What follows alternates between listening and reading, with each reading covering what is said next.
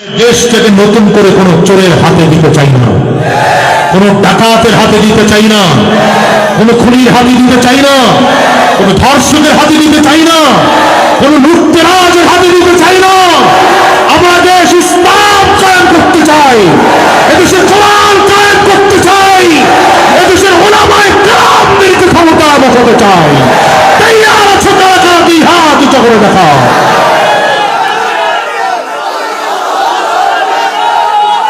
আলহামদুলিল্লাহ, আলহামদুলিল্লাহ, জায়গা তৈরি হয়ে গেছে। উলামায়ে কেরাম এখন একের পর এক বসতে শুরু করেছেন। কথা বলেন না কেন? ইসলামী আন্দোলন বাংলাদেশের আমির পীর সাহেব চরমনাই আল্লামা মামুনুল হকের কাছে যান।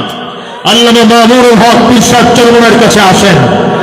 এরপরে জামাতের আমির পীর সাহেব চরমনাইয়ের কাছে আসেন। আজকের তাজা খবর, বিএনপির মহাসচিব মির্জা ফখরুল ইসলাম সাহেব তিনি পীর সাহেব চরমনাইয়ের কাছে এসেছেন। দেশের একটা পরিবর্তনের ছোঁয়া লেগেছে, আলহামদুলিল্লাহ। সুতরাং আমরা আশা করতে পারি আগামীর বাংলাদেশ জালিমদের বাংলাদেশ হবে না। আপনারা জালিমদের পক্ষে না বিপক্ষে? জোরে বলেন, জোরে বলেন। এই জালিমদের পক্ষে না মজলুমদের পক্ষে? আরো জোরে আওয়াজ করে বলেন, জালিমদের পক্ষে না মজলুমদের পক্ষে? ইসলামের পক্ষে না বেঈমানদের পক্ষে?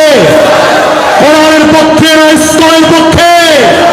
ইসলামের পক্ষে থাকতে গিয়ে, কোরআনের পক্ষে থাকতে গিয়ে যদি আমার মায়ের নামতে হয়, আমার নামব, রক্ত যদি ছড়াতে হয় রক্ত ছড়াবো, জীবনটাও যদি দিতে হয়, কারা কারা তৈয়ার আছো? দুই হাত উঁচু করে আল্লাহকে দেখা। আল্লাহ কবুল করুন, আল্লাহ কবুল করুন। আওয়াজ করে আমিন বলেন।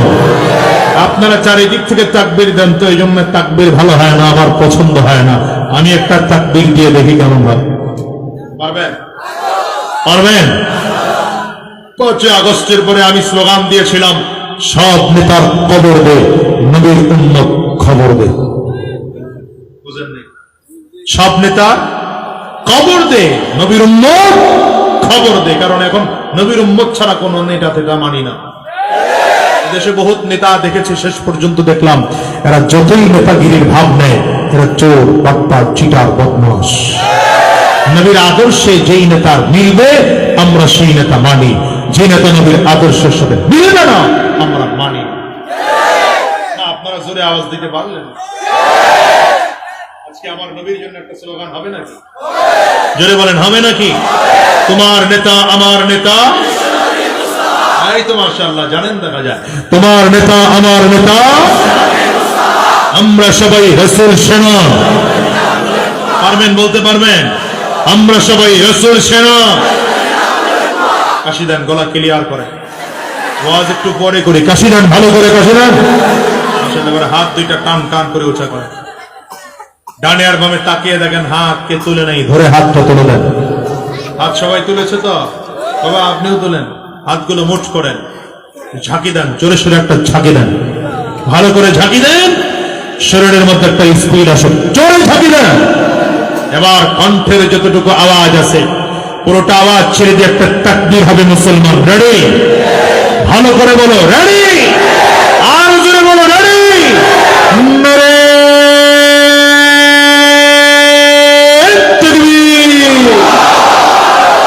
ভালো না, আওয়াজ পোষায় নাই। এত দূর থেকে গাড়ি ভাড়া দিয়ে আসলাম, একটা গাড়ি ভাড়া তো পোষাইতে হবে। আওয়াজ আরো জোরে লাগবে, দুই হাত উঁচু করে। নারে তাকবীর, আল্লাহু আকবার। আরো জোরে, নারে তাকবীর, আল্লাহু আকবার। তোমার নেতা আমার নেতা, বিশ্বনবী মুস্তাফা, আমরা সবাই রাসূল সেনা, ভয় করি না বুলেট বোমা। নারে তাকবীর, আল্লাহু আকবার। কোরআন সুন্নাহর আলো, কোরআন সুন্নাহর আলো,